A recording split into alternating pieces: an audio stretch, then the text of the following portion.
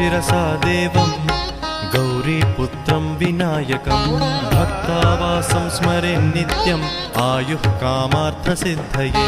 प्रणम्य शिरसा देवं गौरीपुत्रं विनायकं भक्तावासं स्मरे नित्यम् आयुः कामार्थसिद्धये।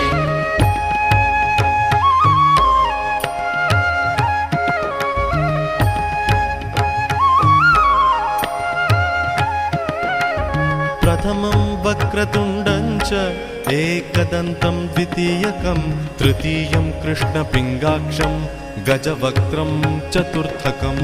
प्रथमं वक्रतुण्डं च एकदन्तं